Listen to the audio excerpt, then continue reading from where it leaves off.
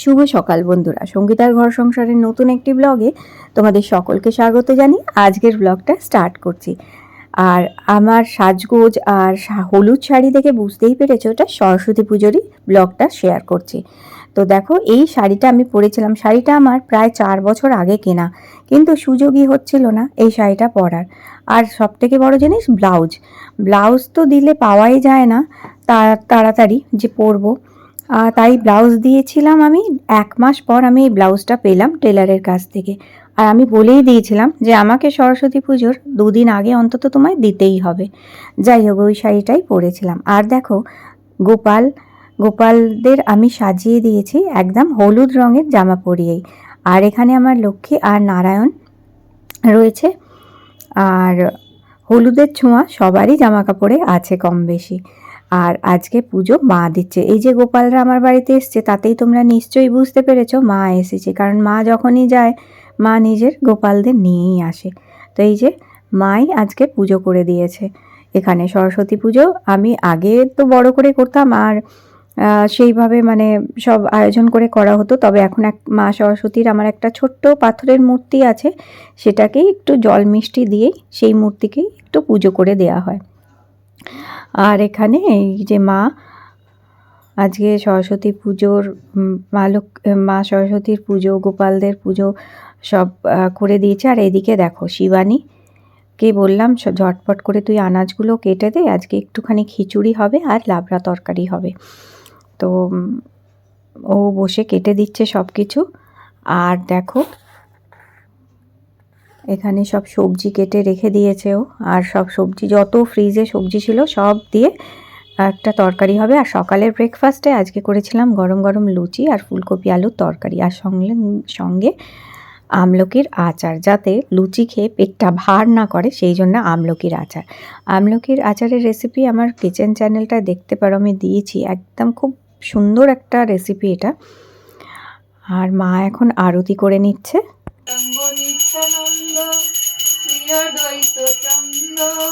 গদাধর শিবাসাদি গৌর ভক্তবৃন্দ শ্রীকৃষ্ণ চৈতন্য প্রভু নিত্যানন্দ হরে কৃষ্ণ হরে রাম শ্রী রাধে গোবিন্দ শ্রী গৌরাঙ্গ নিত্যানন্দ শ্রী অদ্বৈত চন্দ্র গদাধর শিবাসাদি গৌর ভক্তবৃন্দ শ্রীকৃষ্ণ চৈতন্য প্রভু নিত্যানন্দ হরে কৃষ্ণ।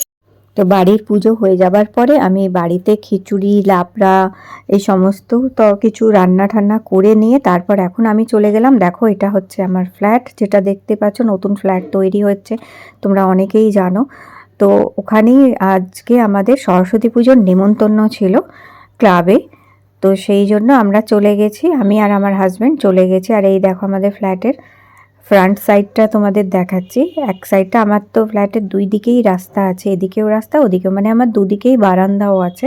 পরে পরে তোমরা সবই দেখতে পাবে, আমি কিভাবে সাজাবো গোছাবো সেগুলো সব দেখতে পাবে, কি ইন্টেরিয়ার করবো কি কিছু। যাই হোক, এখন তো এইটাই আমি তোমাদের দেখাচ্ছি। দেখো, বেশ আস্তে আস্তে বেশ হয়েই আসছে, আর কিছু মাস বাকি, আর তারপর তো আস্তে হয়েই যাবে। যাই হোক, তো ওখানেই আমাদের নিমন্ত্রণ ছিল। তো সেখানেই যাব আর কি সরস্বতী পুজোর। কিন্তু তার মধ্যে আমাকে আবার আমার ইন্টেরিয়ার আজকেই ফোন করেছে। ইন্টেরিয়ারের যে ছেলেটা কাজ করবে, সে বলল, ম্যাডাম একটু আসুন, আপনার সাথে একটু ইলেকট্রিক্যাল নিয়ে কথা আছে, কোথায় কোথায় পয়েন্ট করবেন কি করবেন সেগুলো একটু বলে দিন আপনার রিকোয়ারমেন্ট হিসেবে। তো ইঞ্জিনিয়ারও এসেছিলো, ইলেকট্রিক ইঞ্জিনিয়ার যিনি ছিলেন উনি, আর আমার ইন্টেরিয়ার দুজনেই এসছে। ওদেরকে একটু বুঝিয়ে টুজিয়ে দিলাম, বলে ঠলে দিয়ে এসে আমরা এই করতে করতে এত লেট হয়ে গেল, সে একদম লাস্ট ব্যাচে এসে খেতে বসেছি। সে কারোর সাথে দেখাও করতে পারলাম না, কিছুই না। এই বাড়ির কাজের পেছনেই আমার সময়টা বেরিয়ে গেল পুরো। তো তখন লাস্ট ব্যাচে একদম খেতে বসেছিলাম আমরা। আর দেখো, গরম গরম খিচুড়ি এখানেও, আর সঙ্গে লাবড়া তরকারি দিয়েছে। আর আরও পাতে কি কি পড়ে সবই দেখাবো। আর দেখো, এখানে গরম গরম বেগুনিও চলে এসেছে। আর দেখো, ঠাকুরের ভোগ চাই যেমনই হোক, খেতে কিন্তু ভীষণ ভালো লাগে। তাই কি না। আর তার মধ্যে কালকে রোদ্দুরটা পুরো মাথার ওপর পড়ছে, বেশ গরম লাগছিল। আর কিন্তু আমরা একটু পিঠ করে ওদিকটাই বসেছিলাম, আর তার ওপর গরম গরম খিচুড়ি আবার। আমি তো ঘেমেই যাচ্ছিলাম খেতে খেতে। যাই হোক, আর এরপর খাওয়া দাওয়ার পরে পায়েস দিয়েছিল, মিষ্টি, চাটনি, পাঁপড়, আরও অনেক কিছু ছিল। সেগুলো আর আমি মানে শ্যুট করিনি, কারণ এত গরম লাগছিল সেই কারণে। যাই হোক, এবার দেখো রাস্তা দিয়ে আমরা ফিরে যাচ্ছি, আর রাস্তায় তো কালকে কত ছোট ছোট বাচ্চারা শাড়ি পরে পরে যাচ্ছে, এত সুন্দর লাগছে দেখতে। আর অনেক দিন পর এই যে আমি আরও হাঁটতে হাঁটতে সরস্বতী পুজোর নেমন্তন্ন সেরে বাড়ি ফিরছি, সেই ভাইবসটাই একটা অন্য রকম লাগছিল। আজকের দিনে তো কত মানে আজকে সরস্বতী পুজোটা মেনলি মেয়েদের, এই আমাদের বাঙালিদের বলে ভ্যালেন্টাইন্স ডে। তো যাই হোক, বাড়ির সামনে চলে এসছে, আর এই দেখো আমাদের বাড়ির ছাদের ওপরে গাছে ফুল এসছে দেখো। তো দুপুরবেলা একটু রেস্ট নিলাম, নিয়ে মাকে নিয়ে বেরিয়ে পড়লাম বিকেলেই আবার যেটা হচ্ছে মিন্টো পার্কের ওখানে যে ইস্কন মন্দিরটা আছে ওইখানে, কারণ মা তো সারাদিন বাড়িতেই ছিল। আমি বললাম চলো তোমাকে আবার একটু ঘুরিয়ে নিয়ে আসি, আজকে সরস্বতী পুজো, একটা পুজোর দিন।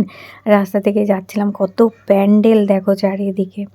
আর এই যে ইস্কনে ঢুকে গেছি, এখানে মন্দিরে চলে এসেছি। আর এখন এখানে কীর্তন হচ্ছিল, আরতিটা হয়ে গেছিলো, একটু লেট হয়ে গেছিলো আমাদের পৌঁছাতে। তবে এখানে বেশ খুব সুন্দর কীর্তন হচ্ছিল, ভীষণ ভালো লাগছিল। আর কালকে ঠাকুরকে এত সুন্দর সাজিয়েছে, হলুদ বস্ত্র দিয়ে অপূর্ব সুন্দর সাজিয়েছিল। আর রাধারানীর হাতে আবার বীণা দিয়েছিল কালকে, সেটা দেখে আমার এত ভালো লাগছিল। আর হলুদ বস্ত্র দিয়ে সব সাজানো ছিল, দুর্দান্ত লাগছিল কালকে। তো কিছুক্ষণ আমরা কীর্তন শুনলাম, ওখানে বসে একটু প্রণামী দিলাম, কীর্তন শুনে তারপর চলে আসলাম ইস্কনের যে রেস্টুরেন্টটা আছে নিচে, গোবিন্দাম বলে, সেই গোবিন্দামে মাকে বললাম চলো তোমাকে একটু আজকে এখানে খাওয়াই, কারণ মা তো কোনো রেস্টুরেন্টে কোথাও কিচ্ছু খাবে না, একমাত্র এই গোবিন্দামে কিংবা গোপালা আছে সেখানেই খায়, যেখানে একদম সাত্বিক খাবার থাকে, মানে না পেঁয়াজ রসুন, না মাছ মাংস, এসব কিচ্ছু না। আর এখানে সবাই যারা আসে ওনারা বেশিরভাগ ভক্তরাই আসে, বৈষ্ণবরাই খাওয়া দাওয়া করে এই গোবিন্দামে এসে। আর যারা পেঁয়াজ রসুন খায় না, মাছ মাংস খায় না, তারাই খায় এখানে এসে। তো এই যে মা বললো আমি জলজিরা খাবো একটা দে, আর আমি নিলাম এখানে পাইনঅ্যাপেল ব্লসম, দুটোই অপূর্ব টেস্টি ছিল খেতে। তারপর মার জন্য পনির টিক্কা আনালাম, এটাও খেতে সুন্দর ছিল। আর তারপর নিলাম গোবিন্দামের স্পেশাল পাস্তা, এটা তো অপূর্ব টেস্টি খেতে ছিল, দুর্দান্ত লাগছিল এই পাস্তাটা কিন্তু। তবে এটা পুরোটা খেতে পারিনি, কিছুটা আমরা প্লেটে নিয়ে বাকিটা আমরা প্যাক করিয়ে বাড়ি নিয়ে চলে এসেছিলাম। আর তারপরে খেলাম হট গোলাপ জামুন। তো গোবিন্দামে বেশ দারুণ খাওয়া দাওয়া করলাম। তারপরে আমাদের ফিরতে ফিরতে অনেক লেট হয়ে গেছিলো, 10টায় প্রায় বাড়ি ফিরেছিলাম। তবে কালকের দিনটা বেশ ভালো কাটলো, আমার ভীষণ ভালো লাগলো। আর আজকের ব্লগটা তোমাদের ভালো লেগে থাকলে লাইক দিয়ে চ্যানেলটি সাবস্ক্রাইব করে